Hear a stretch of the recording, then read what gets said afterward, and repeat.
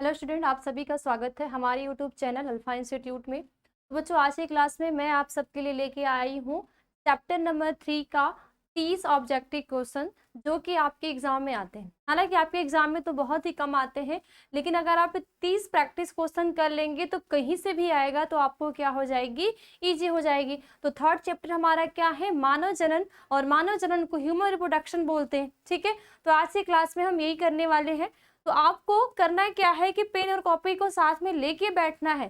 ठीक है, ऐसा नहीं कि बस मैं पढ़ाते जाऊं आप देखते जाओ। तो सीरियस होके देखना है, और ये भी नहीं सोचना है कि अभी एग्जाम का टाइम बहुत दूर है, बहुत टाइम है तो हम बाद में पढ़ लेंगे। नहीं, अपनी तैयारी को पहले से ही प्रिपेयर करते जाना है चीजों को, कि बाद में बस क्या रह जाए कि आपको रिविजन करना रह जाए। देखो, लास्ट में क्या होता है, जब हम स्टार्टिंग में पढ़ाई नहीं किए रहते हैं तो जब एग्जाम का टाइम आता है तो बहुत ज्यादा भार महसूस होता है। ठीक है, क्यों ऐसा होता है, क्योंकि हम स्टार्टिंग में तो मजे ले लेते हैं, लास्ट टाइम में जब पेपर का टाइम आता है तो उस टाइम हम पढ़ना स्टार्ट करते हैं, तो वहीं पे क्या होता है, चीजें हमारी क्लियर नहीं हो पाती हैं। ठीक है, तो आप सभी तैयार हो। और क्लास स्टार्ट करने से पहले मैं आप सबको ये बताना चाहती हूँ कि यहाँ पे हमारी बोर्ड परीक्षा 2024 की तैयारी चल रही है, शिखर बैच। ठीक है, तो जो भी बच्चा इच्छुक है, जो भी अपने तैयारी को बेहतरीन बनाना चाहता है, वो भी अच्छे से अच्छा नंबर लाना चाहता है, तो हमारे बैच को ज्वाइन कर सकता है। और शिखर बैच को ज्वाइन करने के लिए उसको क्या करना पड़ेगा, अल्फा इंस्टीट्यूट एप्लीकेशन ऐप को डाउनलोड करना पड़ेगा, और इस ऐप को डाउनलोड करके वो इस बैच में, शिखर बैच में ज्वाइन हो सकता है। और अगर कोई भी दिक्कत आपको होती है तो 930 577 1375 पे कॉल करके भी आप जानकारी ले सकते हैं। ठीक है, अब देखो यहाँ पे इसमें तैयारी क्या होगी आपकी, लक्ष्य हमारा क्या है कि 90+, यानी कि आपका, ये हमारी जिम्मेदारी है कि आपको 90+ दिया जाए। हाँ, हमारी जिम्मेदारी कि आपको 90+ दिलाएंगे। ठीक है, 90+ के अंदर में लाएंगे, तो आपका भी काम होगा कि जितने घंटे आपको पढ़ाया जाएगा उतने घंटे आपको सीरियस होके पढ़ना है। अब ये मत बोल देना कि नहीं, आपने बैच को ज्वाइन कर लिया, आपने पढ़ाई नहीं, जितने घंटे टीचर्स लोग पढ़ाएं और आपने उतना पढ़ाया नहीं, तो आप बोलोगे कि मेरा तो अच्छा नंबर आया ही नहीं। ठीक है, तो जितने भी घंटे आपको पढ़ाया जाएगा, सीरियस होके आपको पढ़ना है, पढ़ने के साथ साथ प्लस रिविजन भी करना है। अब आपको इसमें क्या दी जाती है, डेली क्लासेस। ठीक है, इसमें आपके डेली लाइव क्लासेस चलती है। ठीक है, प्लस क्या, आपका लाइव डाउट क्लासेस, यानी कि जो चीज आपकी क्लियर नहीं हो पा रही है इसके लिए live doubt classes, online test, हर सैटरडे को ऑनलाइन टेस्ट होते हैं आपके, प्लस आपके क्या, स्टडी मटेरियल। ठीक है, ये भी provide, complete syllabus, theory plus important question, model paper और गेस्ट पेपर आपके भी करवाए जाते हैं। तो जो भी बच्चा इच्छुक है वो आज ही हमारे बैच से ज्वाइन हो और अपनी तैयारी को बेहतरीन बनाए। ठीक है, अब चलते हैं हम क्लास की ओर। ठीक है, क्लास के सबसे फर्स्ट क्वेश्चन हमारा क्या बोला है कि वृषण की अंतराली को क्या बोलते हैं, लीडिंग। ठीक है, तो वृषण की अंतराली कोशिकाओं से स्रावित हार्मोन्स है। अब देखो, जो वृषण वृषण आप सब जानते हैं, वृषण के अंदर, ठीक है, वृषण जो होता है वो वृषण कोश में ठीक है, वृषण कोश में क्या होता है, उपस्थित होता है। और ये वृषण क्या कोश क्या करता है, बाहरी आघातों से, ठीक है, बाहरी आघातों से को क्या करता है, सुरक्षा करता है। कौन सा, वृषण कोश क्या करता है, वृषण कोश। और यहाँ पे तो वृषण की अंतराली कोशिका, जब आप इसका सेक्शन कट करते हैं तो आपको इसमें अंतराली यानी कि लीडिंग सेल भी दिखती है। तो ये हार्मोन स्रावित करती है। कौन से हार्मोन्स का स्रावण करने का कार्य करती है, ऑप्शन बच्चे आपके क्या है, टेस्टोस्टेरोन, एस्ट्रोजन, एफएसएच और प्रोजेस्टेरोन। टेस्टोस्टेरोन आपको समझ में आ रहा है, एस्ट्रोजन भी समझ में आ रहा है। एफएसएच का मतलब होता है, ठीक है, फॉलिकल, ठीक है, फॉलिकल स्टिमुलेटिंग हार्मोन्स, ठीक है, फॉलिकल स्टिमुलेटिंग हार्मोन्स, एफएसएच का फुल फॉर्म होता है। और एक आपका है प्रोजेस्टेरोन हार्मोन्स। तो वृषण की लीडिंग कोशिकाओं के द्वारा कौन सा हार्मोन स्रावित होगा, तो इसमें आपका राइट आंसर क्या हो जाएगा, आपका राइट आंसर क्या हो जाएगा, ये हो जाएगा बी, सी या डी हो जाएगा, क्या हो जाएगा। तो देखो, हमें पता है कि जो वृषण की अंतराली कोशिकाएं होती है, यानी कि जो लीडिंग सेल होती हैं, उसके द्वारा टेस्टोस्टेरोन हार्मोन्स का स्रावण किया जाता है। तो ऑप्शन नंबर ये आपका क्या हो जाएगा, इसमें सही हो जाएगा कि वृषण की, ठीक है, वृषण की कोशिकाओं, वृषण की लीडिंग सेल या अंतराली कोशिकाओं के द्वारा टेस्टोस्टेरोन हार्मोन्स का स्रावण किया जाता है। क्लियर। नेक्स्ट क्वेश्चन, एस्ट्रोजन स्रावित होता है, सॉरी एंड्रोजन स्रावित होता है। देखो, हम एक चीज ध्यान देना है बच्चों आपको कि मेल के अंदर, ठीक है, मेल के अंदर, ठीक है, मेल के अंदर आपके दो प्रकार के हार्मोन्स का स्रावण होता है। एक आपका होता है टेस्टोस्टेरोन टेस्टोस्टेरोन और दूसरा होता है एंड्रोजन एंड्रोजन। ठीक है, तो ये दो हार्मोन्स आपको दिख रहे हैं, किसके हार्मोन्स है? मेल के हार्मोन्स है। तो यहाँ पे क्या पूछ रहा है कि एंड्रोजन हार्मोन स्रावित होता है। तो एंड्रोजन हार्मोन स्रावित किसके होता है? लीडिंग कोशिकाओं द्वारा, सर्टोली कोशिकाओं द्वारा, स्पर्मेटेड द्वारा, या उपरोक्त में से कोई नहीं। तो भाई एंड्रोजन हार्मोन्स किसके द्वारा स्रावित होता है? तो इसमें आपके राइट आंसर क्या हो जाएंगे?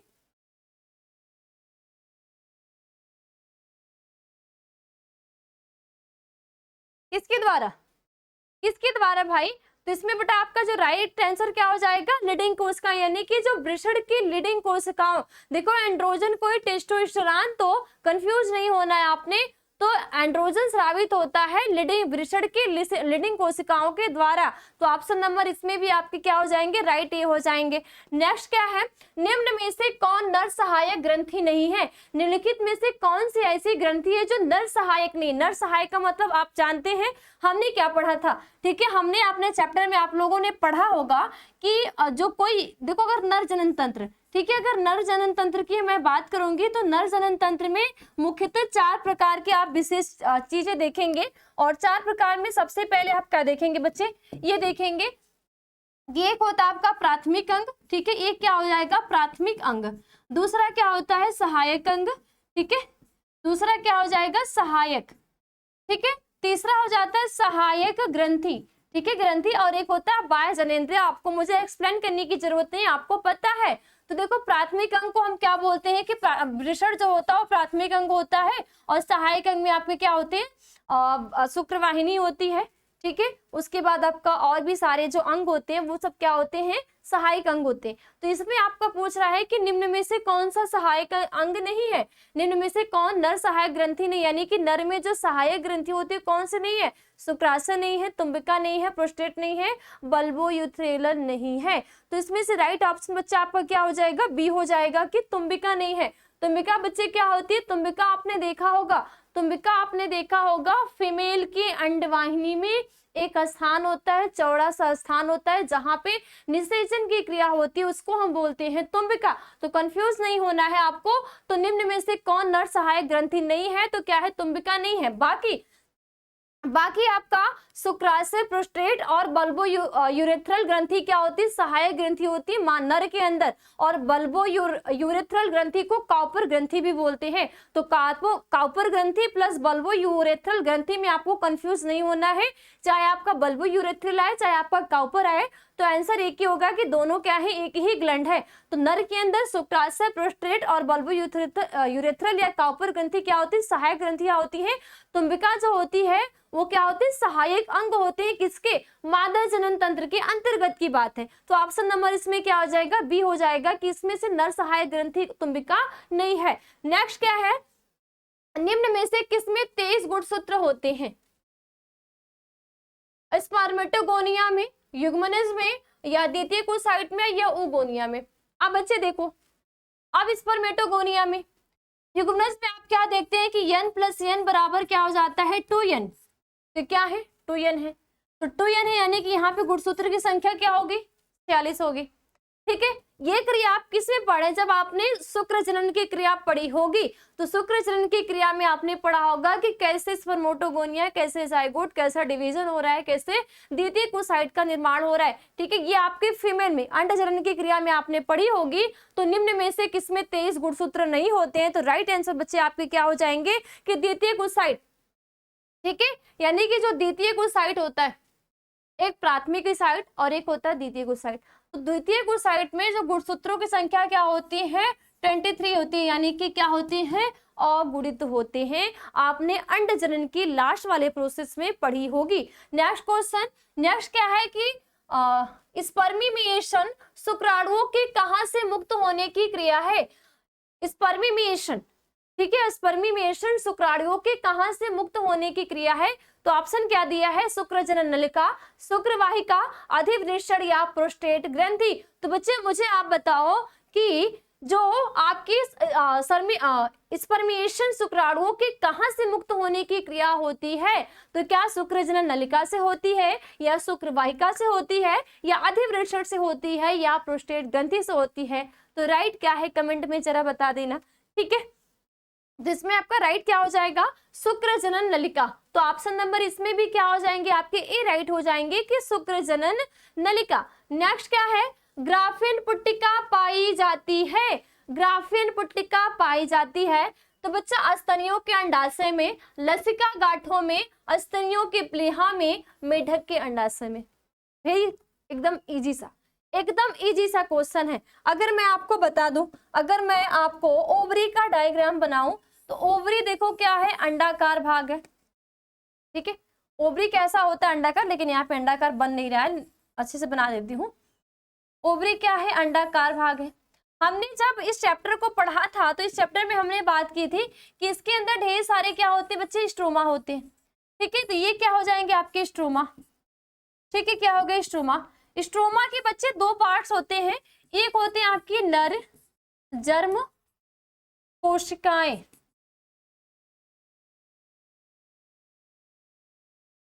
सॉरी स्ट्रोमा के आपके दो पार्ट्स होते हैं। दो पार्ट्स क्या होते हैं? एक होता है आपका मेडुला, एक होता है आपका मेडुला होता है, और एक होता है आपका ग्राफियन पुट्टिका।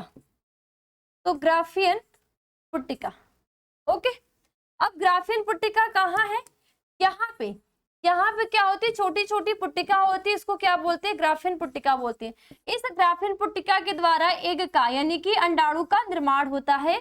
तो ग्राफियन पुट्टिका पाई जाती है स्तनियों के अंडाशय में, लसिका गांठों में, स्तनियों के प्लीहा में, मेढक के अंडाशय में। तो राइट ऑप्शन क्या हो जाएगा आपका? ए हो जाएगा कि स्तनियों के अंडाशय में, यानी कि ऑप्शन नंबर ए क्या हो जाएंगे? करेक्ट हो जाएंगे। स्तनी यानी कि मादा पार्ट्स के जो प्राथमिक अंग है अंडाशय, तो प्राथमिक अंग अंडाशय में ग्राफियन पुट्टिका प्रेजेंट होती है, और ग्राफियन पुट्टिका से अंडाणु यानी कि अंडे का या अंड का निर्माण होता है, और यही अंड का निर्माण के बाद अंडोत्सर्ग की क्रिया होती है, और अंडोत्सर्ग की क्रिया के बाद जब एम्पुला में एग पहुंच जाता है तो वो क्या करता है? स्पर्म का वेट करता है। अब जब वहां पे स्पर्म आया तो वहां पे फर्टिलाइजेशन की क्रिया हो गई, और अगर 24 आवर्स के बाद स्पर्म नहीं आया तो वहां पे जो अंडाणु होगा उसकी क्या हो जाएगी? डेथ हो जाएगी। अब जैसे ही अंडाणु की डेथ हुई तो उसके बाद हमारा जो 28वां एक मेंस्ट्रुअल चक्र चलता है, जो पीरियड्स बोलते हैं, वो गर्भाशय के अंदर की एंड्रोमेट्रियम की लेयर क्या होती है? टूटती है, जो कि किसके द्वारा? ब्लड के रूप में बाहर आता है।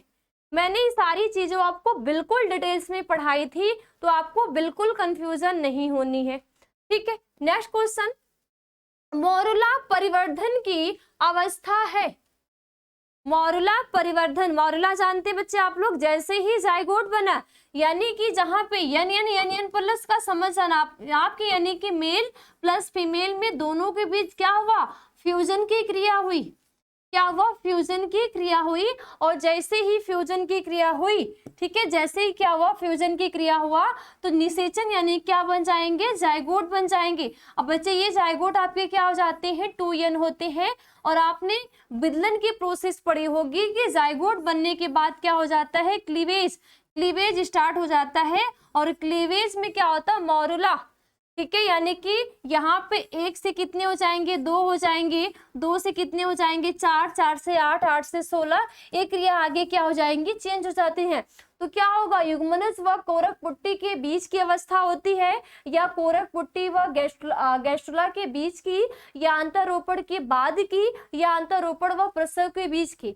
यानी कि देखो, जब क्या होता है? युग्मनज और कोरक पुट्टी के बीच की अवस्था को मोरुला बोलते हैं, और कोरक पुट्टी व गैस्ट्रुला के बीच के या अंतरोपण की बात की, यानी कि जब क्या होगा? क्लीवेज हुआ, क्लीवेज होने के बाद क्या होगा? जब अंतरोपण की क्रिया होगी तब की, या अंतरोपण भी हो जाएगा वो प्रसव के बीच की, यानी कि जब प्रसव की क्रिया के दौरान एक बेबी का जन्म होता है तब की बीच की। तो इसमें से बच्चे आपके जो राइट आंसर हो जाएंगे वो क्या हो जाएंगे, इसमें आपका राइट होगा कि ऑप्शन नंबर ए सही हो जाएगा कि युग्मनज व कोरक पुट्टे के बीच की अवस्था होती है। मारूला प्रवर्धन की अवस्था है तो जाइगोट और कोरक पुट्टी के बीच की अवस्था मारूला प्रवर्धन की अवस्था कहलाती है। बिल्कुल कंफ्यूज नहीं होना है आपको। नेक्स्ट क्या है, स्त्री में अंतरोपण के समय भ्रूण किस अवस्था में होता है। स्त्री में अंतरोपण के समय यानी कि क्या हो जाएगा, फ्यूजन हुआ, ठीक है, दो लोगों के बीच दो कपल्स के बीच फ्यूजन हुआ, फ्यूजन से क्या बन गए, जाइगोट, और जाइगोट से क्या हुआ, क्लीवेज हुआ, और क्लीवेज से, ठीक है, क्लीवेज यानी कि हम बोलते हैं ब्लास्टो, ठीक है। तो जो भ्रूण का अवस्था में होता है तो मॉरूला अवस्था में, ब्लास्टुला अवस्था में, गैस्ट्रुला अवस्था में या निरुला अवस्था में। तो जो भ्रूण बनता है उस भ्रूण का किस अवस्था में रोपण होता है, तो ऑप्शन नंबर क्या हो जाएंगे, इसमें बी हो जाएंगे कि ब्लास्टुला अवस्था में। ब्लास्टुला अवस्था में क्या होता है, अंतरोपण, ठीक है, अंतरोपण। स्त्री में अंतरोपण के समय भ्रूण किस अवस्था में होता है, यानी कि जब भ्रूण का क्या होता है, अंतरोपण, तो किस अवस्था में रहता है, तो ब्लास्टुला की अवस्था में भ्रूण का अंतरोपण होता है। ओके, नेक्स्ट क्वेश्चन, निम्न में से कौन सा हार्मोन मानव अपरा द्वारा स्रावित नहीं होता है। मानव अपरा आप जानते हैं कि मादा के अंदर एक अपरा होती है जिसको इंग्लिश में बोलते हैं प्लेसेंटा। एक ऐसी एक लेयर होती है जो कि क्या करती है, जो भ्रूण का अंतरोपण हो चुका है तो उस भ्रूण को पोषण प्रदान करने का कार्य करती है, ठीक है। तो निम्न में से कौन सा हार्मोन्स मानव अपरा द्वारा स्रावित नहीं होता है, तो ऑप्शन क्या है, एचसीजी या एस्ट्रोजन या प्रोजेस्टेरॉन या एलएच। तो एलएच को क्या बोलते हैं, ल्यूटिलाइजिंग हार्मोन्स, क्या बोलते हैं, ल्यूटिलाइजिंग हार्मोन्स। तो ऑप्शन नंबर इसमें क्या हो जाएगा, ऑप्शन नंबर डी कि निम्न में से कौन सा हार्मोन्स अपरा द्वारा स्रावित नहीं होता है, तो ल्यूटिलाइजिंग जो हार्मोन्स होता है वो अपरा के द्वारा श्रावण नहीं होता। इसका श्रावण जो होता है अग्र पीयूष ग्रंथि के द्वारा होता है। अग्र की जो हमारी मास्टर ग्लैंड्स होती है, मास्टर ग्लैंड्स के द्वारा ल्यूटिलाइजिंग यानी कि एलएच हार्मोन्स का श्रावण होता है। तो ऑप्शन नंबर इसमें आपके डी राइट हो जाएंगे। नेक्स्ट क्वेश्चन, निम्नलिखित में से किसका उद्भव भ्रूणी मेसोडर्म से होता है। निम्नलिखित में से किसका उद्भव जो होता है, किसका विकास, किसका उद्भव भ्रूणी मेसोडर्म से होता है, मस्तिष्क का, फेफड़ा का, रुधिर का या यकृत का। तो बच्चे कमेंट में बताना किसका होता है, मस्तिष्क, फेफड़ा, रुधिर या यकृत। मस्तिष्क, फेफड़ा, रुधिर या यकृत किसका होता है। तो इसमें जो आपके बच्चे राइट आंसर हो जाएंगे वो क्या हो जाएगा, रुधिर का, यानी कि रुधिर का उद्भव मेसोडर्म, भ्रूणी मेसोडर्म से होता है। तो आपको ये चीजें ध्यान देनी है कि जो ब्लड का उद्भव होता है, ब्लड का विकास होता है भ्रूणी मेसोडर्म से होता है। Option number C right answer हो जाएंगे। ओके ओके, नेक्स्ट क्वेश्चन, शुक्राणु किसकी मदद से ज़ोना पेलुसिडा को विभेदित करता है। शुक्राणु किसकी मदद से ज़ोना पेलुसिडा को विभेदित करता है। तो बच्चे आपको पता है शुक्राणु की अगर मैं संरचना बनाऊं, अगर मैं शुक्राणु का स्ट्रक्चर बनाऊं,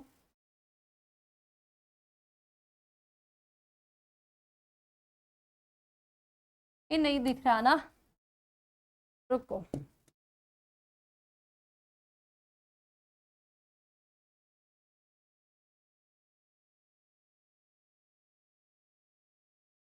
कुछ ऐसे करके शुक्राणु होते हैं, ठीक है। यानी कि हम बोलते हैं कि जो शुक्राणु होता है इसकी 3 पार्ट्स होते हैं, हेड, पक्ष, ठीक है, यानी कि थोरेक्स, और क्या हो जाएगा, टेल रीजन। हेड वाले पार्ट्स में क्या होते हैं बेटा, एक्रोसोम होते हैं। यहाँ पे क्या पाए जाते हैं, एक्रोसोम, एक्रोसोम। और यहाँ पे बच्चे होते हैं माइट्रोकांडिया, क्या होती है, माइट्रोकांडिया प्रेजेंट होती है, और ये क्या है, टेल है। तो यहाँ पे पूछ रहा है कि शुक्राणु किसकी मदद से ज़ोना पेलुसिडा को विभेदित करता है। ऑप्शन क्या दे रखा है, एक्रोसोम से स्राव, यानी कि एक्रोसोम के स्राव से, ठीक है, किसका, एक्रोसोम से स्राव, यानी कि जब क्या होगा, एक्रोसोम से स्राव होगा हाइड्रोलिटिक एंजाइम्स के द्वारा, या गर्दन के सेंट्रियोल या ए और बी दोनों तो इसमें से राइट बच्चे यहाँ पर क्या हो जाएगा, क हो जाएगा कि एक्रोसोम के स्राव के द्वारा। अब देखो यहाँ में इसमें क्या होती है, जो जेनो अंडे के अंदर जो जेनोप्लेटा होता है, तो हमें इस स्पर्म को यहाँ पे भेजना है।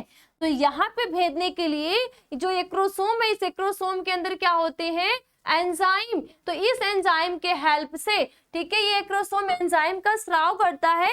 तो ये एंजाइम के स्राव से जोना पेलिसुडा को विभेदित करता है और जेनु पेलिसुडा के अंदर विभेदित करके जाके फर्टिलाइजेशन की क्रिया को करता है। तो ऑप्शन नंबर इसमें ए आपके राइट हो जाएंगे कि एक्रोसोम के स्राव। क्या हो जाएगा, एक्रोसोम के स्राव। नेक्स्ट क्वेश्चन, किस जनन परत से रक्त तथा परिवहन तंत्र का उद्भव होता है?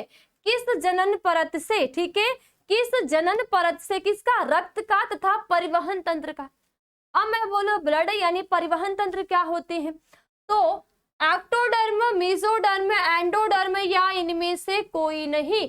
तो किस जनन परत से रक्त तथा परिवहन तंत्र का उद्भव होता है? तो इसमें से आपका जो राइट हो जाएगा वो क्या हो जाएगा, ऑप्शन नंबर बी की मेसोडर्म से। किससे, मेसोडर्म से। नेक्स्ट क्वेश्चन, निम्नलिखित में कौन द्विगुणित संरचना है? निम्नलिखित में से कौन द्विगुणित संरचना है? शुक्राणु है, अंडाणु है, युग्मनज है, भ्रूणपोष है। तो क्या होंगे आपके, कौन सी द्विगुणित संरचना होती है? तो बेटा आपके क्या, हम आंसर क्या बोलेंगे, क्या बोलेंगे, ऑप्शन नंबर क्या हो जाएगा, क्या हो जाएगा, युग्मनज। यानी कि युग्मनज क्या होता है, 2n होता है। कैसे, शुक्राणु। यहाँ देखो, मुझे नहीं लगता कि किसी बच्चे को नहीं पता होगा, सबको पता होगा, लेकिन एक आध बच्चे होंगे जिनको नहीं पता होगा। इन दोनों के बीच जब फ्यूजन की क्रिया हुई तो ये क्या बन गए, युग्मनज। क्या बन गए, युग्मनज। यानी कि क्या हो जाएंगे, 2n। यानी कि यहाँ पे गुणसूत्रों की संख्या 23 है और यहाँ पे क्या हो जाएगी, 26। 23 थे, यहाँ पे 23, यहाँ पे 46, यहाँ पे क्या हो जाएगी, इसके पास भी 23, इसके पास भी 23। जब दोनों मिलेंगे तो क्या हो जाएगा, 46 हो जाएगा, और 46 हो जाएगा। और यहाँ पे n दोनों, अगर n प्लस n दोनों जुड़ जाएंगे तो क्या हो जाएंगे, n हो जाएंगे। और प्लस गुणसूत्रों की संख्या 23 23 कितनी हो जाएगी, 46 हो जाएगी। तो निम्नलिखित में कौन द्विगुणित संरचना है? तो युग्मनज क्या होता है, द्विगुणित संरचना होता है। बच्चे आप भ्रूणपोष यहाँ पे आपको दिख रहा है, ठीक है, यही n होता है, n होता है, लेकिन आपको भ्रूणपोष क्या होता है, 3n होता है। अब बोलोगे 3n कैसे, ठीक है, 3n कैसे, ठीक है, क्लियर इतना। आगे चलो, नेक्स्ट, प्रोजेस्टेरॉन हार्मोन्स का स्रावण होता है। प्रोजेस्टेरॉन हार्मोन्स का, देखो महिला के अंदर प्रोजेस्टेरॉन और एस्ट्रोजन हार्मोन्स का स्रावण होता है।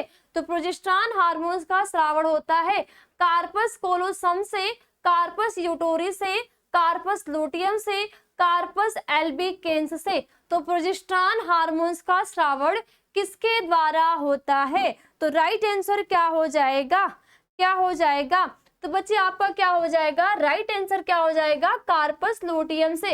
अब देखो अभी हमने एक का डायग्राम बनाया तो हमने क्या बोला कि इसके अंदर स्ट्रोमा होते हैं, ग्राफिन पुट्टिका होती है, यानी कि तो इसी के अंदर कार्पस लुटियम की जो कार्पस लुटियम होता है उसके अंदर से क्या होता है, प्रोजेस्टेरॉन हार्मोन्स का स्रावण होता है और यह प्रोजेस्टेरॉन हार्मोन्स अंडजनन की क्रिया को प्रेरित करता है।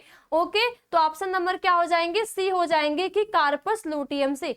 देखो कोई भी डाउट है, अपने डाउट को बिल्कुल क्लियर रखना है, कोई भी कंफ्यूजन आपको नहीं रखनी है। जहां पे आपको डाउट होगा वहां पे आप कमेंट में करके पूछ लेंगे कि नहीं यहाँ पे डाउट है, यहाँ पे हमको नहीं समझ में आया। ओके, नेक्स्ट क्वेश्चन, मानव मादा में गर्भकाल है। अब भाई मानव मादा की बात हो रही है। देखो रिप्रोडक्शन की क्रिया ऐसी होती है जिसमें अपने संतति को, अपने जीवों की स्थिरता को बनाए रखने के लिए जीव क्या करते हैं, रिप्रोडक्शन की क्रिया करते हैं। क्या करते हैं, रिप्रोडक्शन की क्रिया करते हैं।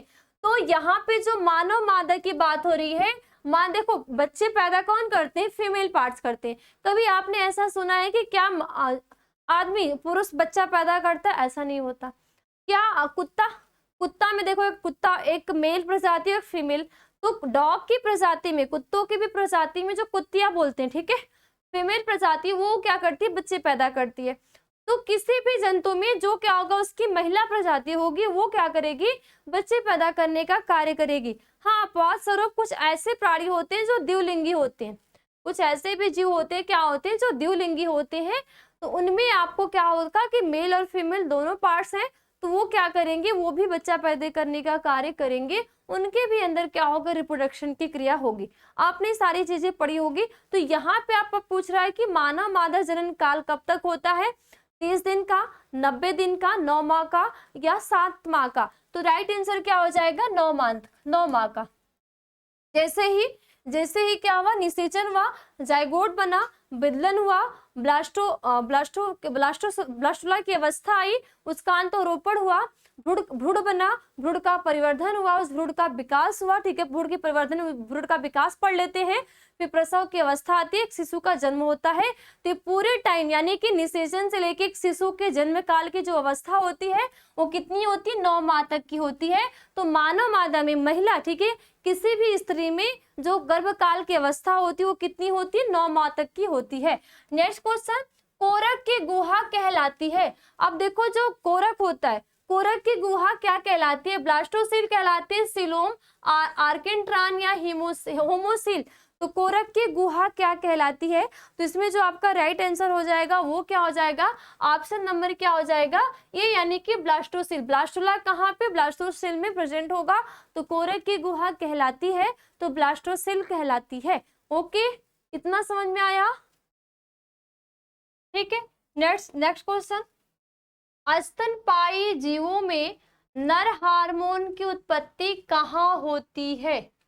स्तनपायी जीवों में नर हार्मोन्स की उत्पत्ति कहाँ होती है, ठीक है। तो लिवर में, अंडकोश में, किडनी में, फेफड़े में। तो बहुत ही सिंपल सा क्वेश्चन है कि स्तनपायी में जो नर हार्मोन्स की उत्पत्ति कहाँ पे होगी, तो ऑप्शन क्या हो जाएंगे, अंडकोश में, ठीक है, अंडकोश में। अब नर हार्मोन्स, आपने डायग्राम में मैंने आपको बताया था कि जो अंडाशय होता है ये अंडकोश में सुरक्षित होता है, ठीक है। इनके अंदर वृषण पालिका होती है और इनकी संख्या कितनी होती है, 250 कक्ष होते हैं इनके अंदर, ठीक है। इनके अंदर 3 क्या होते हैं, शुक्र नलिकाएं होती हैं, ठीक है। क्या होती है, शुक्र जनन नलिकाएं होती हैं। अब ये शुक्र जनन नलिकाएं 2 प्रकार की, नरजन्म कोशिकाएं और सर्टोली कोशिकाएं। अब यहाँ पे जब ये शुक्र जनन नलिकाएं, ठीक है, ये शुक्र जनन नलिकाएं जो थी, इनसे क्या होगा, जब स्पर्म का निर्माण हो जाएगा तो यहाँ पे जो होती है सर्टोली कोशिका, कौन सी कोशिका, सर्टोली कोशिका। यह सर्टोली कोशिका इसको क्या करेगी, पोषण देने का कार्य करेगी, ठीक है। तो चाहे महिला हो चाहे पुरुष हो, चाहे महिला हो चाहे पुरुष हो, तो पुरुष में स्तनपायी जीवों में जो पुरुष है उसमें जो नर हार्मोन्स की उत्पत्ति होती है तो कहाँ होती है, अंडकोश में होती है। तो ऑप्शन नंबर क्या हो जाएंगे आपके, ख यानी कि बी राइट आंसर हो जाएंगे। ओके, नेक्स्ट क्वेश्चन, निम्नलिखित में त्वचा क्या बनाती है। निम्नलिखित में त्वचा जो हमारी स्किन होती है वो क्या बनाती है, एक्टोडर्म, एंडोडर्म, मेसोडर्म या इनमें सभी। तो हमारी जो त्वचा होती है वो क्या बनाती है, तो सबसे बाहरी लेयर की जो त्वचा होती है उसको बाहरी त्वचा कहते हैं। तो क्या बनाएगी, एक्टोडर्म बनाएगी। तो ऑप्शन नंबर क्या हो जाएंगे आपके, ई सही हो जाएंगे कि जो हमारी निम्नलिखित में से त्वचा क्या बनाती है, त्वचा क्या बनाएंगी, एक्टोडर्म बनाती है। तो ऑप्शन नंबर क्या हो जाएंगे, क आपके राइट हो जाएंगे, ठीक है। क्या हो जाएंगे, ऑप्शन नंबर क इसमें राइट आंसर हो जाएगा, ठीक है। नेक्स्ट, निम्नलिखित में कौन पुरुषों में पाया जाता है। निम्नलिखित में कौन पुरुषों में पाया जाता है, तो गर्भाशय, भग, लेबिया मेजोरा और काउपर ग्रंथि। तो निम्नलिखित में कौन पुरुषों में पाया जाता है, तो पुरुष में क्या पाए जाते हैं, काउपर ग्रंथि। काउपर ग्रंथि क्या होती है, सहायक ग्रंथि, इसको क्या बोलते हैं, सहायक, ठीक है, क्या बोलेंगे, सहायक ग्रंथि। अब इस सहायक ग्रंथि को एक और नाम और बोलते हैं जिसको बोलते हैं बल्बो बल्बो यूरेथ्रिल, ठीक है, बल्बो यूरेथ्रिल ग्रंथि, ठीक है, इसको एक नाम और बोलते। यहाँ पे आपका जो गर्भाशय होता है, ठीक है, गर्भाशय होता है मादा का, ठीक है, मादा का क्या है, सहायक अंग है, ठीक है, गर्भाशय मादा का सहायक क्या है, अंग है। और इस सहायक जो गर्भाशय होता है 3 लेयर से मिलकर बना होता है। पहला होता है पेरीमेट्रियम, पेरीमेट्रियम, दूसरा होता है मायोमेट्रियम,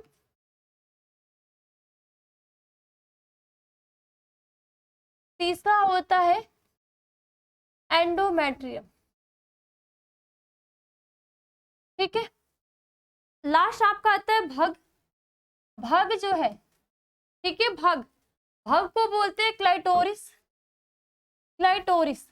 आपने बाह्य जनेंद्रियां पढ़ाई है, मैंने पढ़ाया आपको बाह्य जनेंद्रियों के बारे में। तो बाह्य जनेंद्रियों में क्लाइटोरिस होता है। क्लाइटोरिस क्या होता है, सबसे, यानी कि देखो लेबिया मेजोरा, यानी कि बाह्य जनेंद्रियों की हम बात करेंगे तो बाह्य जनेंद्रिया में देखो कई सारी होती है। एक तो आपका होता है जघन सेल, क्या होता है, जघन सेल। दूसरा होता है बृहद, ठीक है, दूसरा क्या होता है, बृहद भंगोष्ठ, भंगोष्ठ। एक होता है आपका लघु भंगोष्ठ, लघु भंगोष्ठ, जो कि आपने पढ़ रखा है, ठीक है। एक होता है आपका योनि छद, योनि छद, योनि छद के अंदर बच्चे, ये जो योनि छद होती है यानी कि योनि छिद्र बोलते हैं, ठीक है, इसके अंदर क्या होती है, हाइमन की लेयर होती है। क्या होती है, हाइमन की लेयर। यही लेयर क्या होती है, दौड़ने से, बहुत ज्यादा तेज दौड़ने से, खेलने से, कूदने से या बहुत ज्यादा हार्ड वर्क करने से ये जो हाइमेन की लेयर होती है, किसकी लेयर बच्चे, हाइमेन की जो लेयर होती है क्या होती है, टूट जाती है। तो टूट जाने से, ठीक है, ठीक है, यही क्या होती है, समय से पहले टूट जाती है, यही होती है हाइमेन की लेयर, ठीक है, क्या होती है, हाइमेन की लेयर। नेक्स्ट क्या है आपका, एक होता है, एक देखो एक चीज और भी होता है कि महिला के अंदर, मादा के अंदर 2 छिद्र होते हैं, मादा के अंदर 2, एक क्या होते हैं, योनि छिद्र, ठीक है, योनि छिद्र होते हैं, और एक क्या होते हैं, मूत्र छिद्र, मूत्र मार्ग होता है, यानी कि इसमें यूरिन का और किसका, प्रसव। अब योनि छिद्र के द्वारा क्या हो जाएगा, प्रसव की क्रिया स्टार्ट होती है, क्या होती है, प्रसव का, और बाकी जो समय समय से हार्मोन्स का स्रावण, बाकी जो आवर्त चक्र की क्रिया होती है योनि छिद्र, और मूत्र मार्ग से क्या होगा, यूरिन निकाला जाएगा, ठीक है। लेकिन अगर आप यही मेल में पढ़े होंगे तो उनमें सिर्फ एक ही पोर पाए जाते, यानी कि स्पर्म के बाहर आने के लिए और मूत्र का बाहर आने के लिए दोनों का क्या होता है, मार्ग एक ही होता है, ठीक है। तो निम्नलिखित में कौन पुरुषों में नहीं पाया जाता, तो क्या नहीं पाया जाएगा बेटा आपका, सॉरी, पुरुषों में पाया जाता है तो काउपर ग्रंथि पुरुषों में, बाकी लेबिया मेजोरा, भग और गर्भाशय किसका है, फीमेल पार्ट्स है। नेक्स्ट, प्रत्येक मासिक चक्र के दौरान अंडोत्सर्जन होता है। 2 अंडाणुओं का, एक अंडाणु का, 2 से अधिक अंडाणुओं का या अंडाणु का उत्सर्जन नहीं होता। यानी कि प्रत्येक मासिक चक्र के दौरान हम क्या बोलते हैं बच्चे कि जो हमारा मासिक चक्र होता है, ठीक है, महिला में क्या होगा, मासिक चक्र। अब देखो ये किसके अंतर्गत आ जाते हैं, आर्तो चक्र की अवस्था। आर्तो चक्र में बच्चे आपने इसकी 3 प्रवस्थाएं पढ़ी होंगी, 3 प्रवस्थाएं, जिसमें से एक क्या होता है, स्रावित अवस्था, और एक होता है अंडोत्सर्ग अवस्था, और एक क्या हो जाएगा, मासिक अवस्था, ठीक है। कौन कौन से, आर्तो चक्र की 3 प्रवस्था पता है तो बहुत बढ़िया बात है, नहीं पता आपको तो जान लो, वरना नहीं तो मैंने तो 3rd वाले चैप्टर में एकदम एक्सप्लेन से बहुत डिटेल से पढ़ाया है। तो आर्तो चक्र की 3, एक क्या होती है, स्रावित अवस्था, क्या हो जाएगी, स्रावित अवस्था, स्रावित अवस्था। सेकेंड क्या होती है बच्चे आपकी, अंडोत्सर्ग, अंडोत्सर्ग, और थर्ड होती है मासिक अवस्था, मासिक अवस्था। देखो स्रावित अवस्था में क्या होता है, पीरियड के मान लो 11 से 12वें दिन, ठीक है, 11 से 12वें या 10 से 12वें, ठीक है, 10 से 12वें दिन, ठीक है, 10 से लेके 12वें दिन तक क्या होता है, हार्मोन्स का स्रावण होता है, ठीक है। अंडोत्सर्ग की क्रिया क्या होता है, हार्मोन्स के प्रेरण से, जब हार्मोन्स का सिक्रेशन होगा, प्रोजेस्टेरॉन हार्मोन्स का स्रावण होगा, तब क्या होगा, अंडपुट्टिका में, ठीक है, अंडपुट्टिकाओं के द्वारा, किसके द्वारा, अंडपुट्टिकाओं के द्वारा किसका निर्माण होगा बच्चे, अंडाणु का निर्माण होगा। अब इस अंडाणु को तो निषेचन करना है ना, तो निषेचन करने के लिए कौन सी क्रिया हो जाएगी, अंडोत्सर्ग की क्रियाएं हो जाएगी। तो ये क्या, कौन सी क्रियाएं, 14वें दिन होती है, ठीक है, पीरियड्स के 14वें दिन ये क्या होती है, स्टार्ट होती है। इसीलिए बोला जाता है कि 10 से 17 दिन के लिए, ठीक है, 10 से 17 दिन के लिए सेक्सुअल इंटरकोर्स से बचना चाहिए। अगर आपको गर्भ, ठीक है, गर्भ नियंत्रण करना है, ठीक है, क्या करना है आपको, बच्चों यानी कि जनसंख्या को कम करना है, तो आपको 10 से पीरियड्स के खत्म होने के 10 से 17वें दिन तक सेक्सुअल इंटरकोर्स नहीं करना चाहिए, क्योंकि इस टाइम बहुत ज्यादा चांसेस होते हैं गर्भधारण की। क्यों, क्योंकि देखो, जब अंडोत्सर्ग की क्रिया हो गई, यानी कि 14वें दिन अंडोत्सर्ग की क्रिया हो गई, तो 14वें दिन से 17 दिन से, ठीक है, 14 से 17 दिन तक क्या होते हैं, यानी कि एक जो होते हैं 2 से 3 दिन तक क्या होते हैं, स्पर्म जीवित रहते हैं। वहीं पे क्या होता है, 24 आवर्स तक क्या होता है, एक जीवित रहता है ना। तो अंडोत्सर्ग की जब क्रिया होगी, तो अंडोत्सर्ग की क्रिया के बाद जो ये एक निकलेगा, एम्पुला में जाएगा, तो स्पर्म का वेट करेगा। जब स्पर्म इसको नहीं मिलेगा तो इसकी क्या हो जाएगी, डेथ हो जाएगी। अगर यहाँ पे स्पर्म मिल गया तो निषेचन की क्रिया और गर्भधारण की क्रिया हो जाएगी, तो हमारी जो आवर्त चक्र होता है, जो मासिक धर्म की अवस्था होगी, क्या हो जाएगी, बंद हो जाएगी। लेकिन यहाँ पे अगर फ्यूज नहीं होंगे, ठीक है, जब फ्यूज नहीं होंगे तो हमारी फिर लास्ट वाली थर्ड कौन सी अवस्था आएगी, मासिक अवस्था, जिसको पीरियड्स या जो भी आम भाषा में हम बोलते हैं, ठीक है। तो इनके द्वारा, तो प्रत्येक मासिक चक्र के दौरान अंडोत्सर्जन होता है। तो आवर्तक चक्र, मासिक चक्र के दौरान कितने अंड का निर्माण होता है, तो एक अंडाणु का निर्माण होता है। आपको ये कंफ्यूज नहीं होना, मैंने आपका ये कंफ्यूज पहले क्लियर कर दिया था कि देखो, पेड़ के फॉर्म में तो है, जोड़ी के फॉर्म में ओवरी जरूर है, लेकिन हर मंथ दोनों ओवरी से एक साथ अंडे का निर्माण नहीं होता। प्रत्येक माह, अगस्त जनवरी में फर्स्ट, तो सेकेंड, फरवरी में सेकेंड, तो मार्च में फर्स्ट, तो अप्रैल में सेकेंड, ऐसे पारी पारी एक एक अंड का निर्माण होगा। तो इसमें जो आपका राइट आंसर क्या हो जाएगा, एक अंडाणु का, ठीक है, क्या हो जाएगा, एक अंडाणु का। नेक्स्ट क्वेश्चन, अंडाशय में, ठीक है, अंडाशय में अंडाणुओं का निर्माण होता है, अंडाशय में अंडाणुओं का निर्माण होता है शुक्राणु जनन द्वारा, अंड जनन द्वारा, दोनों के द्वारा, या इनमें से किसी के द्वारा नहीं। तो अंडाशय में अंड जनन की जो क्रिया होती है, अब देखो बच्चे, हमने क्या पढ़ा है, वहां पे इसको छोड़ो, यहाँ पे आप एक प्रोसेस आपने थर्ड वाले चैप्टर में भी पढ़ा होगा, युग्मक जनन की क्रिया। तो युग्मक जनन की क्रिया में आपने दो चीजें पढ़ी होगी कि युग्मक जनन की क्रिया दो प्रकार की होती है। ये क्या होता है आपका, शुक्र जनन, क्या होता है, शुक्र जनन की क्रिया, और दूसरी क्या होती है बच्चे, अंड जनन की क्रिया, शुक्र जनन और अंड जनन। तो शुक्र जनन में क्या होगा बेटा, स्पर्म का, यानी कि शुक्राणु का क्या होगा, निर्माण होगा, और अंड जनन की क्रिया में क्या होगा, अंडाणु, किसका, अंडाणु, या हम कहें अंड, या हम क्या बोले, एग का निर्माण होगा। तो अंडाशय में अंडाणु, ठीक है, अंडाशय में अंडाणुओं का निर्माण होता है शुक्राणु जनन के द्वारा, यानी कि इसको बोलते हैं स्पर्मेटोजेनेसिस, स्पर्मेटोजेनेसिस, और इसको बोलते हैं oogenesis, ठीक है। तो किसके द्वारा होगा, अंड जनन के द्वारा, यानी कि oogenesis के द्वारा होगा। इस क्रिया के द्वारा क्या होगा, एक एग का निर्माण होगा। तो किसके द्वारा, अंड जनन के द्वारा, ध्यान देनी है आपने। नेक्स्ट, अंडाणुओं का निर्माण होता है, वही बात है, अंडाणुओं का निर्माण होता है। यहाँ पे पूछ रहा है कि अंडाशय में अंडाणुओं का निर्माण होता है, तो कौन सी अंड जनन या किसके द्वारा। अब यहाँ पे क्या पूछ रहा है आपका, अंडाणुओं का निर्माण होता है जनन इंडोलिथियम से, ठीक है, क्या है, जनन इंडोलिथियम से, या जनन एलिथियम से, ठीक है, या जनन एरिथीलियम से, या जनन मीजोलिथियम से, या अंतराली कोशिकाओं से। तो अंडाणुओं का निर्माण होता है, तो किससे होगा, तो जनन एलिथीलियम से, ठीक है, अंडाणु का निर्माण किससे होता है, जनन एलिथीलियम से। ओके ओके, नेक्स्ट, अंडाशय से अंडाणु, ठीक है, अंडाशय से अंडाणु की बाहर निकलने की क्रिया कहलाती है। अंडाशय से, इस अंडाशय के अंदर इस अंड का बाहर निकलने की क्रिया कहलाती है उत्सर्जन, अंडजनन, अंडोत्सर्जन या सखलन। वेरी सिंपल है।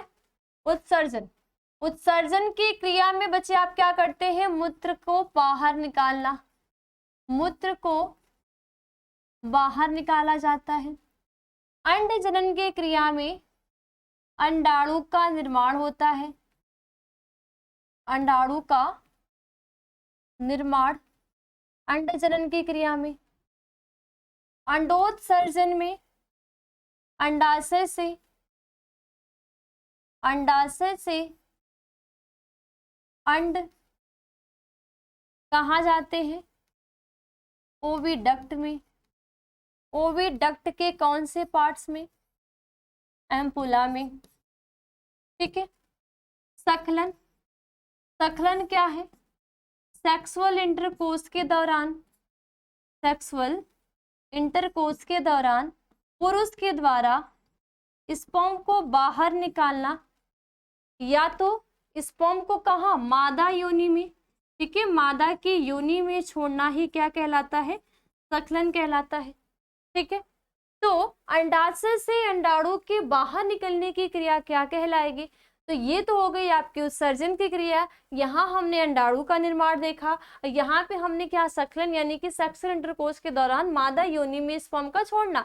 तो ऑप्शन नंबर क्या हो जाएंगे, अंडोत्सर्जन यानी कि ग यानी कि सी हो जाएंगे, कि अंडाशय से अंडाणु की बाहर निकलने की जो क्रिया कहलाती है वो क्या कहलाती है, अंडोत्सर्जन कहलाती है। क्या कहलाती है, अंडोत्सर्जन, ठीक है, ओके। नेक्स्ट, निम्नलिखित में अल्पकालिक अंतःस्रावी ग्रंथि का कार्य करता है। निम्नलिखित में अल्पकालिक अंतःस्रावी ग्रंथि का कार्य करता है अंडाशय, वृषण, ग्राफीपुटक, कार्पस लूटियम। तो बच्चे क्या हो जाएंगे, अंडाशय होंगे या वृषण, ठीक है, अंडाशय, वृषण, ग्राफीपुटक या कार्पस लूटियम। तो निम्नलिखित में से अल्पकालिक अंतःस्रावी ग्रंथि का कार्य करता है। निम्नलिखित में से अल्पकालिक यानी कि थोड़ी से टाइम के लिए अंतःस्रावी ग्रंथि का कार्य कौन सा करता है, वृषण करता है या अंडाशय करता है या ग्राफी पुटिक करता है, पुटक करता है या कार्पस लूटियम। अंडाशय के अंदर अंडाणु का निर्माण, वृषण के अंदर शुक्राणु का निर्माण, ओके। ग्राफीपुटिक से, अंडाशय के अंदर ग्राफीपुटिक और इससे क्या हो जाएगा, इससे क्या हो जाएगा, अंडाणु का निर्माण। कार्पस लूटियम, ये क्या होती है, कार्पस लूटियम। तो कार्पस लूटियम क्या करता है, अल्पकालिक अंतःस्रावी ग्रंथि का कार्य करता है। तो ऑप्शन नंबर क्या हो जाएंगे, इसमें डी आपके राइट आंसर हो जाएंगे, कि अल्पकालिक अंतःस्रावी ग्रंथि का कार्य क्या हो जाएगा, अल्पकालिक अंतःस्रावी ग्रंथि का कार्य। नेक्स्ट, शुक्रजनक नलिका में पाई जाने वाले पोषक कोशिकाओं, शुक्रजनक नलिका में पाए जाने वाले पोषक कोशिकाओं को कहते हैं, शुक्रजनक नलिका में पाई जाने वाले पोषक कोशिकाओं को कहते हैं सर्टोली कोशिकाएं या लीडिंग कोशिकाएं या स्पर्मेटोगोनियल कोशिका या एपिथेलियम कोशिका। तो शुक्रजनन कोशिका में पाए जाने वाले पोषक कोशिकाओं को कहते हैं। बच्चे हमने क्या पढ़ा, अभी हमने डायग्राम बनाया था और मैं वापस से डायग्राम आपको बना रही हूँ। यहाँ पे हमने क्या देखा था, टेस्टिस देखा था, और टेस्टिस में हमने क्या बोला था कि 250 कक्ष होते हैं और प्रत्येक कक्ष में बच्चे क्या होते हैं, 3-3 शुक्रजनन नलिकाएं होती हैं। और ये शुक्रजनन नलिकाएं जो होती हैं ये 2 प्रकार की होती है। 2 प्रकार में क्या क्या, एक होती है नर्म जर्म कोशिकाएं, नर्म जर्म कोशिकाएं, और दूसरा क्या होती है, सर्टोली कोशिकाएं। दूसरी क्या होती है बेटा, सर्टोली कोशिकाएं। तो नर जर्म कोशिकाएं बच्चे क्या करती हैं, नर जर्म कोशिकाएं से क्या होता है, स्पर्म का निर्माण होता है अब स्पर्म के निर्माण के लिए क्या चाहिए? पोषण चाहिए। क्या चाहिए? पोषण चाहिए ना। तो सर्टोली कोशिका क्या करती है? पोषण प्रदान करने का कार्य करती है। तो ऑप्शन देखो सर्टोली कोशिकाएं हैं। अब ब्लडिंग सेल के द्वारा क्या होता है? एंड्रोजन हार्मोन्स का स्रावण होता है, ठीक है। स्पर्मेटोगोनियल कोशिका और एपिथेलियम कोशिका। एपिथेलियम कोशिका ये है यानी कि वृषण कोश का निर्माण, टेस्टिस का निर्माण किससे हुआ है? एपिथेलियम यानी कि उपकला उत्तक कोशिकाओं से हुआ है। तो इसमें आपका बच्चा राइट क्या हो जाएगा? तो इसमें जो राइट आंसर क्या हो जाएगा आपका? ऑप्शन नंबर ए यानी कि सर्टोली कोशिका। किससे? सर्टोली कोशिका यानी कि नर जन्म कोशिकाओं से स्पर्म का निर्माण हो रहा है, तो इस स्पर्म के परिवर्धन के लिए क्या चाहिए? पोषण चाहिए। तो ये सर्टोली कोशिका क्या करेगी? पोषण देने का कार्य करेगी। ओके, नेक्स्ट, प्राइमरी स्पर्मेटोसाइट से बनने वाले शुक्राणुओं की संख्या होती है। प्राइमरी स्पर्मेटोसाइट से बनने वाले शुक्राणुओं की संख्या होती है 8 4 3 1। 8 4 3 1 तो कितनी होती है? तो बच्चे आप देखो, आप क्या पढ़ते हैं शुक्र जनन की कोशिकाओं में? शुक्र जनन की कोशिकाओं में हमने ये पढ़ा था कि जो हमारी द्वितीय कोसाइट से कितनी बने? प्राइमरी स्पर्मेटोसाइट से, यानी कि प्राइमरी, देखो पहले क्या हुआ? पहले क्या हो रहा है? पहले देखो समसूत्री विभाजन होता है, तो समसूत्री विभाजन से जो दो सेल बनती हैं, इन दोनों की ये क्या होती है? आपकी प्राथमिक oocyte होती है। क्या होती है? प्राथमिक oocyte। अब इसमें जब क्या होगा? वापस से सूत्र विभाजन होता है, तो कितनी बनती है? 4।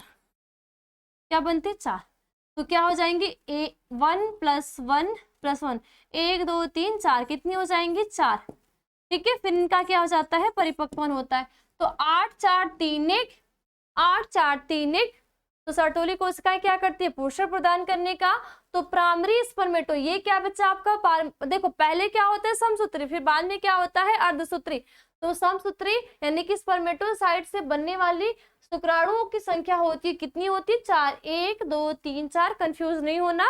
और आप ये भी पढ़ते हो, चाहे आपने सेकेंड चैप्टर में पढ़ा होगा कि लघु लघु लघु बीजाणु जनन से 4 लघु बीजाणु का निर्माण होता है, और गुरु बीजाणु जनन से 1 गुरु बीजाणु का निर्माण होता है। इसी तरह यहाँ पे भी मानव के भी अंदर होगा कि शुक्र जनन से 4 शुक्राणु का निर्माण और अंड जनन से 1 अंडाणु का निर्माण होगा। तो यहाँ पे आपके आंसर क्या हो जाएंगे? 4 हो जाएंगे, ठीक है। ऑप्शन नंबर क्या हो जाएंगे? 4 हो जाएंगे।